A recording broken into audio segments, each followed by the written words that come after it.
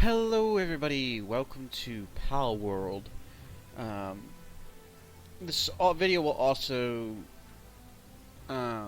pair as a little update. So I've switched recording softwares which should maybe fix the audio issues, but I'm going to finish up this video and see if it's either my software or alternatively my sound recordings. Setup. As toward the end of that Warband one, it got really bad, and then when I first tried to record this one on my old software, which was just the Xbox Game Bar, the sound started breaking past the 20-minute mark. As such, I have now switched to using NVIDIA's Shadow Play feature, so we're going to go use that and try to do this. I will see you once we get in game, so I can do a general overview of Palworld.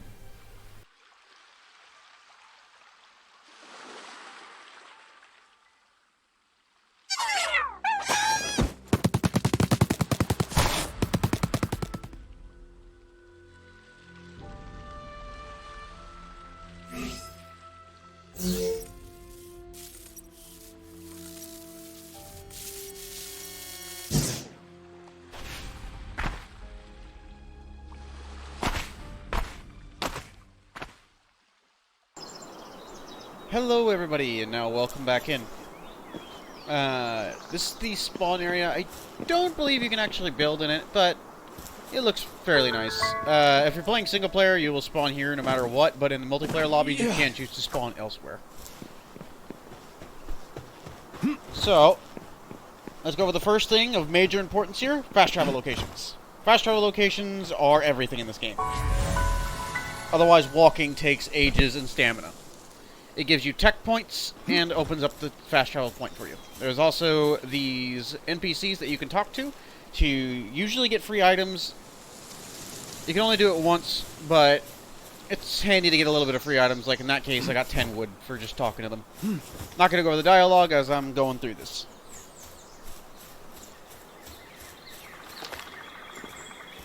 Alrighty. Let's go ahead and pick up some stones. Grab that. Ooh, a free pal sphere. That saves me a little bit of time. This tree.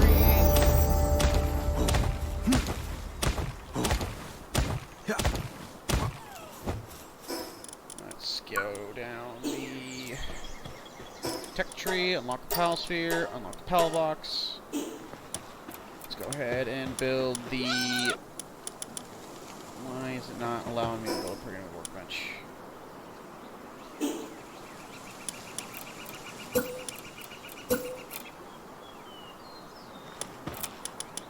This is interesting. There we go. Was being glitchy for a minute there. There's that. Let's build a primitive workbench. And let's get another palladium fragment, so let's just go ahead and get a pickaxe going here. All crafting is done by holding F. The more high tier of the item, the longer it takes by holding F. That's why they recommend you get a pal doing your handiwork as quickly as possible. Rock here, and see if we can't get some palladium out of this. There are palladium nodes that spawn around, but they're not super common. And they only have like 5 palladium in them, so... Let's go here, get a couple more of these. Get this crafted. Alright, got 3 of those.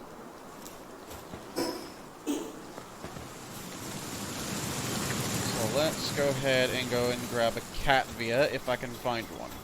I recommend Catvias as your first pick, as they can do mining, handiwork, and gathering. They're just very handy to have.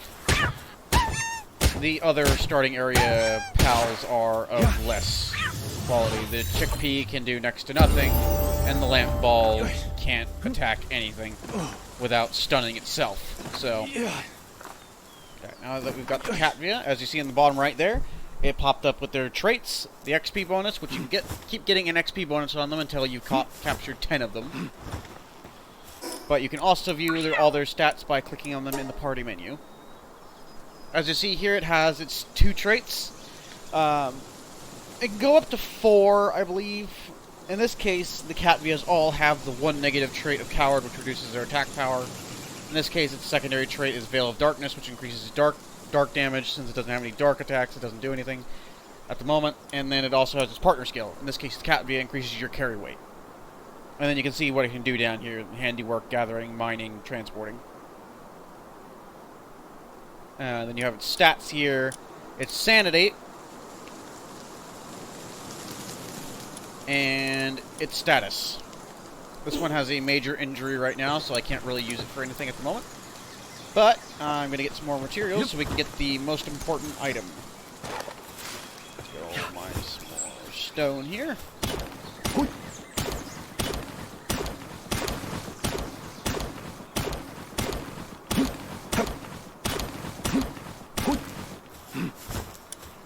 And then a little bit more wood.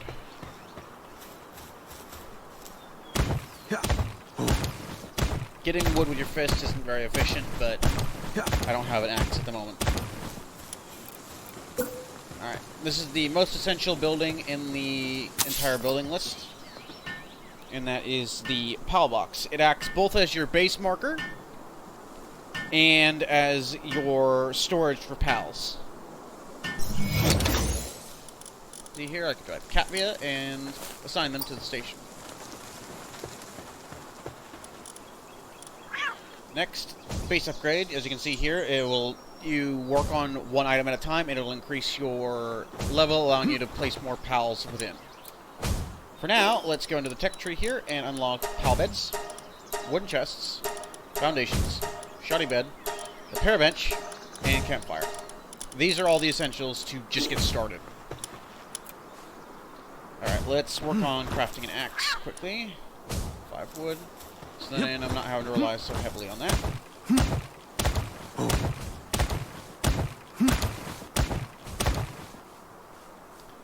As relying on my fists for collecting wood is taking ages. There we go. Let's go and craft that. And you'll see here in just one moment. When you start production, the PAL will run over and assist you. You can also help them to speed the process along even faster. Now let's get some more wood. As you can see, much more efficient now. Knock that down. Make sure I have the tech for it. Place down a box. As you see, when I'm doing construction, the Catvia will come and help me. Alright, now let's store some of these resources away. You do not need all of the resources in your inventory in order to craft. You can store a majority of it away. In this case, I have all my stone and whatnot in there, but I can still build the items. Let's go ahead and go here, hit V, hit base upgrade, and now we have a level 2 base, which allows me to have up to 2 PALs for it. However, I am first going to make 2 of these PAL beds, as if we don't have a bed, they get stressed very rapidly. Stressed PALs will occasionally just flat out stop working.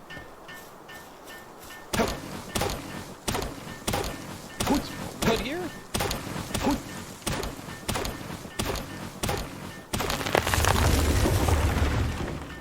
Yep.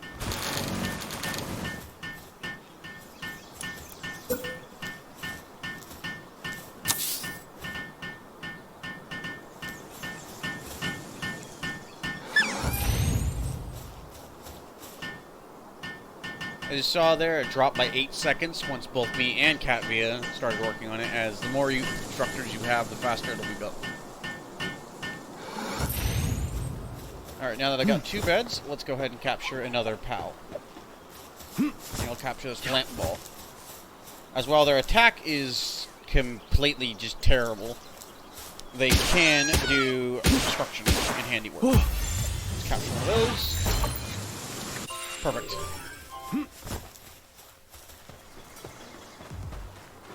Capture one of those, and then get it to work.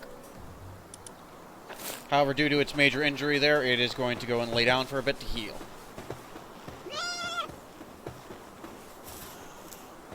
Once it's healed up, it'll go back to work. In the meantime, I'm going to build a little shack for myself.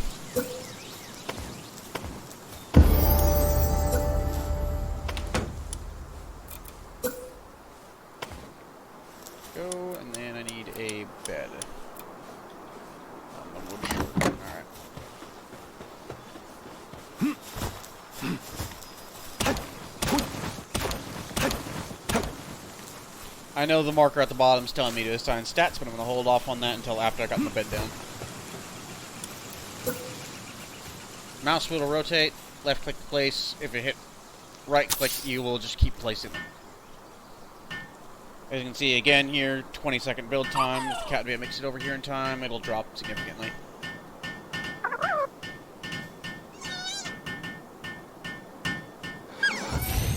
Alright.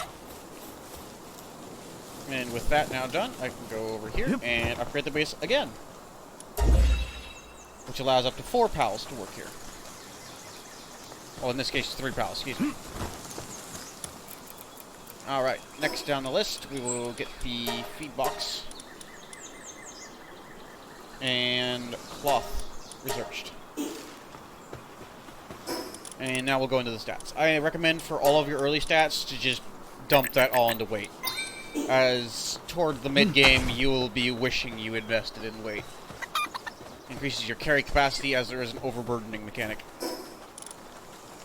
So let's go ahead and work on the next essential thing of the feed box, excuse me. I will need more wood for that.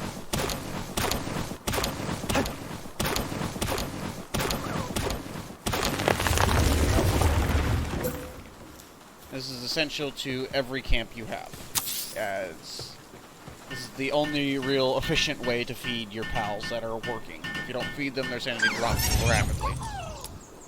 Let's go ahead and put some berries in there. And now, they'll run back to that and eat whenever there's food in there. For the little blue timer you're seeing on the bottom of those berries, that would be the spoil timer, as all food types have a spoil timer as long as they make sense to spoil. Like honey doesn't spoil, and certain other food types don't spoil, but berries will. So, going down the list now, let's build that last... Well, actually, no, let's build the campfire, which is another essential item to a starter camp. This will allow you to both cook better food, like in this case, lamp ball kebabs, and also to just cook, allow you to cook food. Better food gives the animals more stamina and lets the, sanity, and also has a longer spoil timer. Like these have a spoil timer of roughly like 5 minutes, while this is a spoil timer of like 20. And you can see the nutrition and the sanity stat there. Technically, the lamp ball will still eat that, even though it is fellow lamp ball, but, you know, I'm not going to question the game developers on that one. Okay.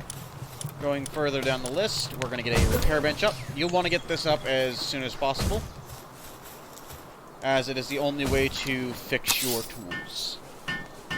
As you see there, it went from 30 seconds to 13 seconds by just having 2 handy workers building this. So, you just want as many pallets as you can to help with construction. Go in here, we can go ahead and... Not that damaged yet, but I'll repair them anyway for the sake of showing you. Back out, back in, full repaired. And as you see there, because I have this box and one of them mining, the other one is carrying resources to the box. Alright, going down the list here. Need another pal bed. Let's get more wood again.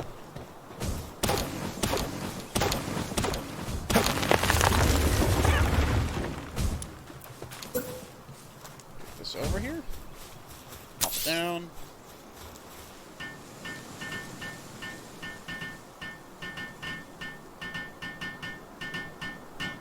It's all working, so that'll get done quick.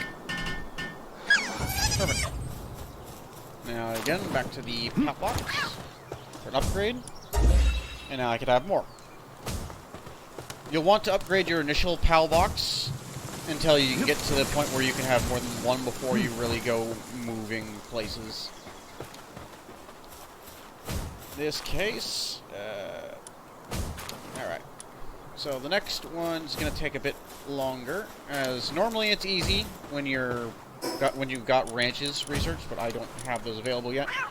For now, I'm just going to go hunt down some lamp balls. There's some over there. Capturing them gives you more XP, killing them gives you more resources. So in this case, there's 2 lamp balls over there. I'm going to go kill them both. Yep. Both for the mutton and for the wool.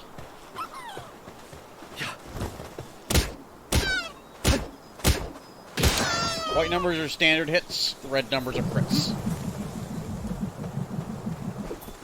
As you can see there, that's why the lamp ball is not that effective in combat. It just ragdolls itself as a combat ability. And unlike the first lamp ball where I got 3 wool and 2 mutton, I got 6 wool and 2 mutton.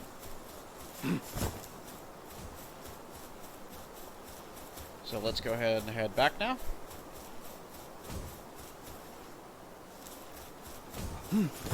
Head to this production bench. Make 2 of this cloth. As you see, the lamp ball's coming to help me make it, which is kind of messed up, but you know, that's just how things go. Pardon me, lamp ball. Just need to get that, and then I'm gonna make a cloth outfit. As you can see, the outfit is much slower than most of the other stuff I've made so far. The game's crafting levels go all the way to 50, so you can imagine how long it takes to craft some of the higher end stuff. Yep. Oop, didn't mean to pick you up again.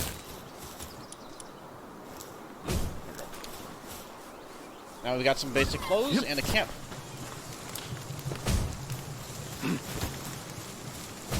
This is generally what most player bases will look like within at least the first day. Maybe a bit more than this, as I have been holding off and researching the other stuff. If you want better health, you want to get those shields built as soon as possible. They're a little expensive, but they do give you some. They do give you a buffer. You want a berry plantation as soon as possible, so then you can provide food for these guys without them ever running out. So you're not having to manually get everything. Yep. As that's the go-to of the game, is not having to manually do everything. Usually over whatever is required, it'll tell you right above it, like how it says required kindling there. So a fire type with kindling could do this instead of me. Same with rocks, it would say mining over it. Or the tree farm, it would say logging. Those to eat, simply right-click on it in your inventory and left-click on yourself or whatever pal's in your thing. The orange bar here is just your food meter.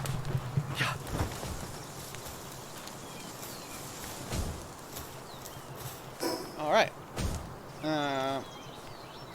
Going over some other minor details, such as the menus here. The party system, you can have up to 5 pals with you. The rest will all go straight to your pal box. This technology menu, you've seen that. The pal deck kind of works like the old Pokedexes from the older Pokemon games. There's 111 types of pals in this. Mine and my friend's theory about how they designed some of these is a lot of them seem like they should have evolved and then they just opted not to have them evolve. I'm assuming that's for distinction or just to pad out the numbers. Next, we got the guild thing. This only applies to multiplayer, but it's how you allow friends to build with you and mess with your pals. At the moment, there's no PvP or anything, so the guild system is more just so then you can control who can and cannot build on your base. Going further down the list here, there's also the options menu, as you saw earlier. Self-explanatory. And now to show off the reason why I was harping so hard on the fast travel thing, if you go to your PAL box and you hit C, not me, C, you can fast travel. These are all the starting positions you can start at in the multiplayer. If you discover them, there's fast travel points there as well. But if you click on that and fast travel, it'll just teleport you straight to the fast travel point. Yeah. There are some other basic mechanics that are handy, such as climbing. You just walk up to a wall and press space and you will just start to climb it. If you're on a stamina, you will just flat out fall. There's the sliding mechanic, which I showed off earlier, I believe. Combat rolls for dodging. And then once you craft it, there are hang gliders that you can do so if you fall off a ledge, you can save yourself. The first boss you would fight is in that tower over there, Rain Syndicate Tower. Recommended levels like level 20. It scales based on how many players there is, so if you have a bunch of players, it'll be a lot harder, while if you're just by yourself, you should be able to manage handily. I'm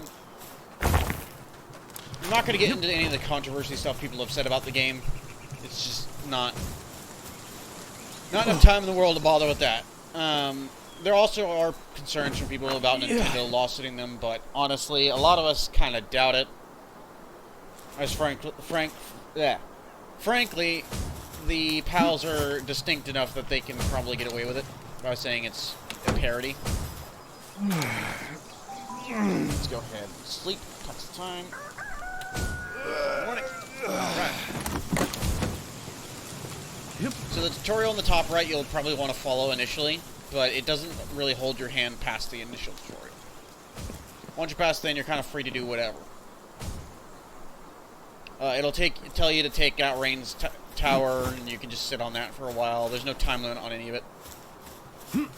There are some pals I would not recommend even attempting to fight near the start, such as if we go down, I believe it's this way.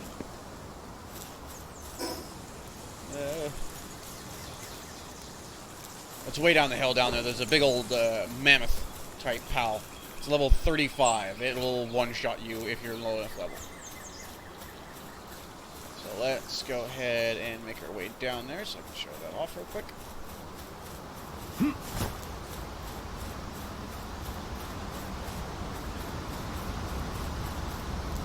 I have my view distance down slightly to try to improve performance, so you can't quite see him yet.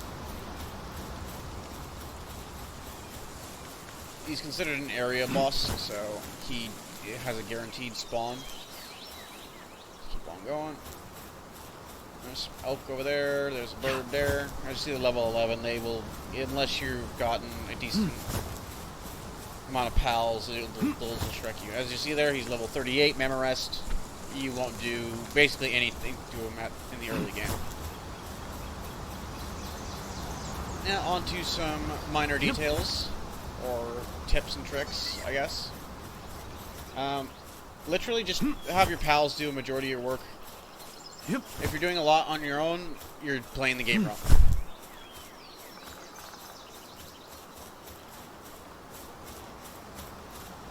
So let's go ahead and rescale this real quick. Other tips when you're going from mountain to mountain, if there's downward slopes, just slide. You go really fast, but be careful toward the end of the slide, as sometimes it'll just flat out launch you.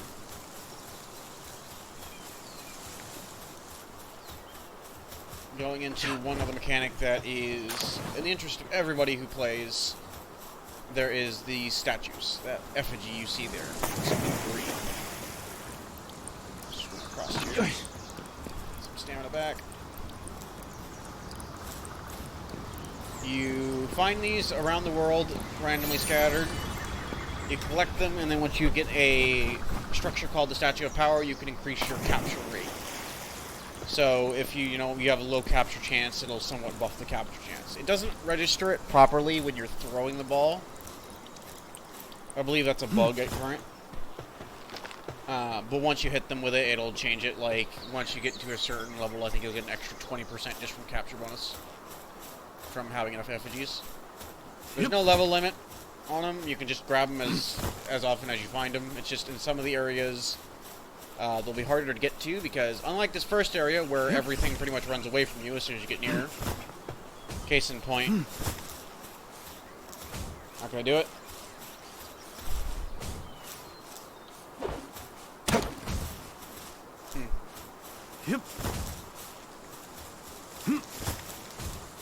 Let's see if I can get one of these guys to run away. There he goes.